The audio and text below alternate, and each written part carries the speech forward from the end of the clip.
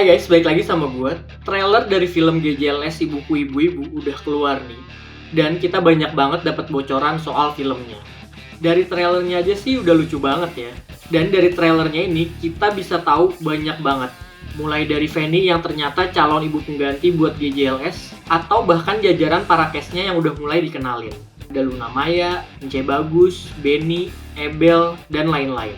Jadi apa aja sih detail-detail yang ada di trailernya ini? Oke, langsung aja kita lihat trailernya. Kayaknya semua masalah kita solusinya cuma satu, Gen. Apaan? Bapak nikah lagi. Hah?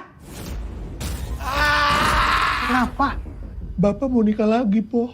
Udah gila lu ya?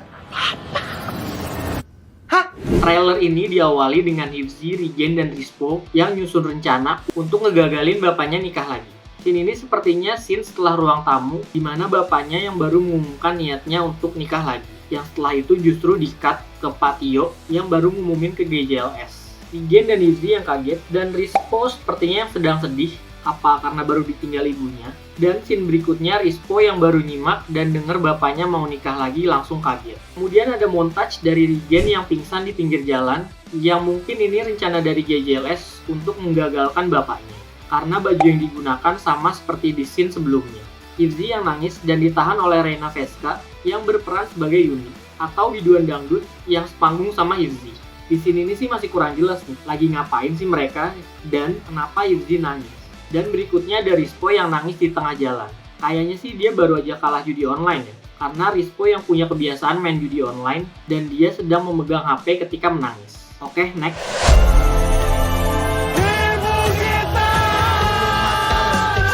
Kedip kritis, rambut lurus kena catok 2 minggu.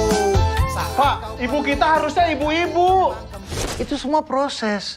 Nanti dia juga bakal jadi ibu-ibu.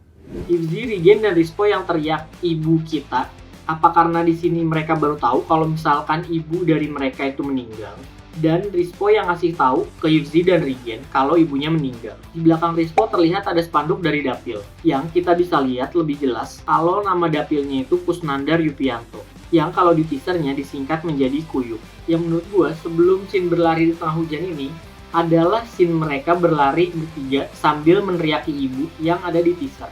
Kemudian ada scene Patio yang nari bareng sama Fanny dengan penari latar penghuni kos dan diiringi dari lagu orkes Pensil Alis yang berjudul Pheromone. Dan di trailer ini kita tahu kalau misalkan Fanny yang akan menggantikan ibu GJLS. Kemudian Fanny yang sudah dikenalkan ke GJLS dan ditolak oleh GJLS karena harusnya ibu mereka ibu-ibu yang menjadi subjudul dari film mereka ini. Di sini ini sama seperti di awal trailer, di mana GJLS baru tahu kalau bapaknya mau nikah lagi. Oke, next. Rispo, mama kita wangi. Udah dicek, bagus. Kemudian Rispo yang berdiri memeluk Fanny dan bilang mama kita wangi. Kalau menurut gue sayang banget di sini kalau misalkan ibu sebelumnya itu gak ditampilin dengan tampilan hancur. Semoga aja sih ada ya ibu kandung dari GJLS. Dan di sini Fanny yang kelihatannya kayak menikmati dipeluk Rispo. Apa karena merasa diterima oleh anak-anaknya Patio, atau emang Fanny ini kegatelan aja sama cowok-cowok.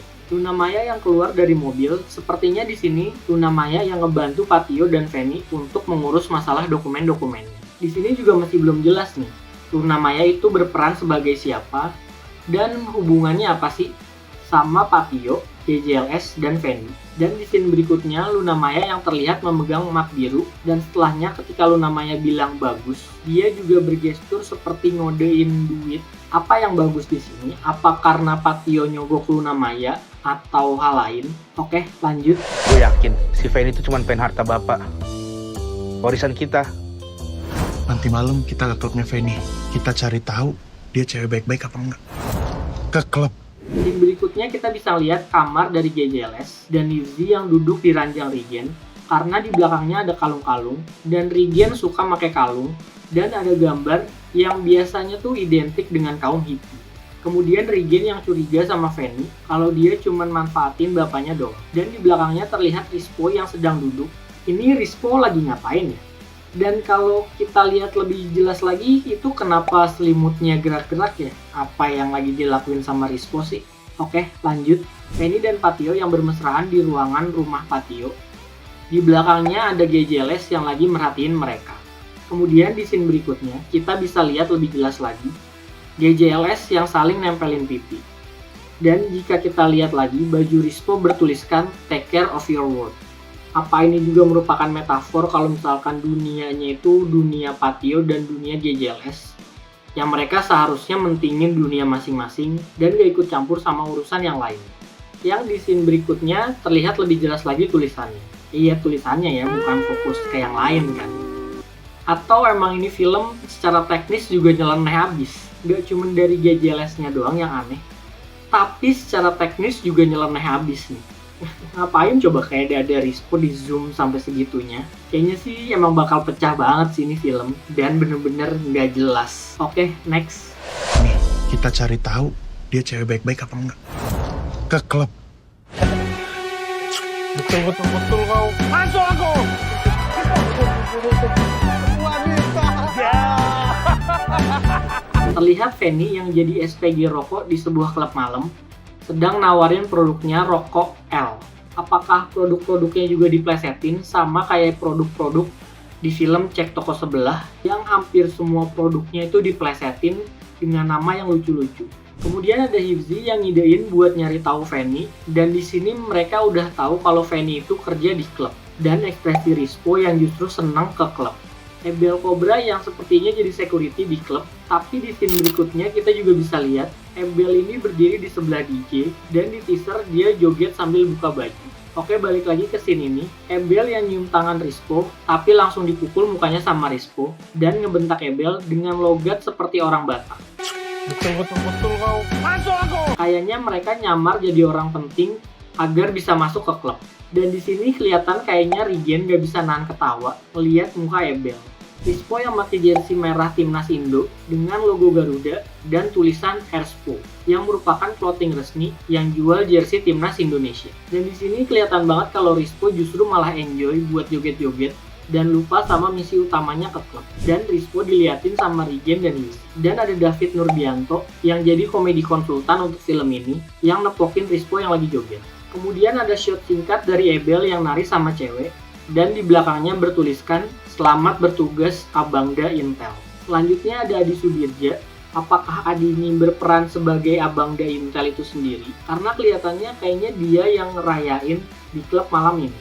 Dan di sini terlihat Hifzi yang kurang nyaman duduk dengan cewek, yang justru sebaliknya Rispo seneng banget bisa godain cewek. Di shot berikutnya ada Regen yang duduk di antara Rispo dan cewek yang lagi digodain sama Rispo. Mungkin karena Rispo yang godain cewek terus, jadinya dia pindah duduk, yang justru masih tetap aja Rispo ngegodain cewek itu. Oke, next. Foto aja buat bukti. Sekarang kita udah tahu kalau lu punya niat jahat sama bapak. Cewek jahanam. Mas Tio, kasih aku kesempatan satu kali lagi ya. Ya aku mau. Buat apa? Mas, Buat ngancurin hatiku ketiga kalinya? aku berani sumpah. Diam! Balik lagi ke misi awal, Regen, Rispo, dan Hifzi kembali buat mata-matain Feni. Oke, di video sebelumnya gue udah sempet bahas dimana ada skrip yang sempat bocor, dan skrip itu ada ketika scene ini dimana Regen dan Hifzi yang berdebat soal HP-nya yang kentang. Kemudian ada Regen yang videoin Feni yang lagi nawarin produknya. Gue sih di sini nggak ngelihat kejanggalan ya dari si Feni ini. Apa jangan-jangan ada omongan atau tingkah laku Feni yang ternyata bikin curiga dari GJLS? Dan Regen yang laporin Feni ke bapaknya, dan di meja ada map biru yang sebelumnya dibawa oleh Luna Maya, yang sepertinya akan ditandatangani oleh Feni. Dan di sini Patio pun terhasut oleh GJLS dan bersitegang dengan Feni. Dan Patio bilang, "Ngancurin hatiku ketiga kalinya." Buat ngancurin hatiku ketiga kalinya? Kekecewaan Patio yang pertama adalah ketika istrinya meninggal, dan kekecewaan yang kedua itu sekarang di mana Feni ngecewain Patio, dan kekecewaan yang ketiga adalah di mana jika Patio memberikan kesempatan kedua ke Feni, Patio takut akan kecewa lagi sama Feni. Feni yang nangis ke Patio, kayaknya sih Feni ini beneran sayang ya sama Patio. Apa GJLS ini salah buat misahin Patio dan Feni? Atau justru emang Feni ada maksud lain buat ngedeketin Patio? Oke, lanjut. Kalian juga kadang-kadang kelakuan kayak anak anjing. Kalau kita anak anjing, bapak anjingnya dong. Jaga mulut lu. Emang pernah lu lihat bapak gonggong? Kemudian GJLS yang liatin bapaknya berantem, yang rencananya untuk misahin bapaknya dan Fanny ini berhasil. Tapi di sini kelihatan hanya Regen dan Rispo yang seneng. Sedangkan Hyuzi yang ngasih ide ke mereka justru malah kelihatan gak seneng. Yang justru malah terlihat lebih khawatir. Selanjutnya ada Patio yang bilang ke Gue GG. kadang-kadang kelakuan kayak anak anjing. Yang di sini gue ngakak banget ngelihat Patio bisa sampai segitunya. Di sini nih tuh kayaknya Patio lagi kesel akan sesuatu. Oke, next.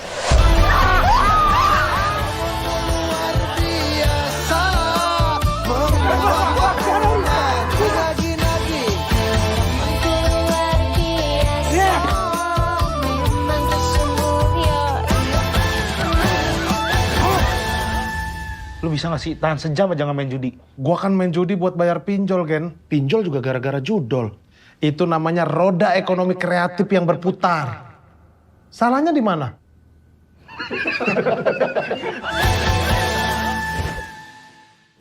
Selanjutnya kita tahu kalau Regen lah yang bikin kaget Luna Maya. Yang kayaknya GJLS ini sempat mau ngambil map yang dibawa sama Luna Maya. Dan ngendep-ngendep masuk ke rumah Luna Maya. Kemudian ada suasana dari panggung dangdutan di mana Hyuzi yang jadi MC, dan di teaser kita udah tahu lah ya, Regen yang jadi pawang hujan. Kampanye dari Pak Kusnandar Yupianto yang disingkat Uyup yang udah pernah gue bahas di video sebelumnya. Oke lanjut, Rina Veska Retno Ayu yang berperan sebagai Yuni, teman biduan dari Hyuzi, yang kelihatannya dia iri dengan Hyuzi, tapi anehnya di awal trailer, Yuni terlihat sangat care dengan Hyuzi. Kemudian terjadi kekacauan di kos Patio, dan semua penghuninya diusir dari kos dan pagar Patio bertuliskan pemberitahuan.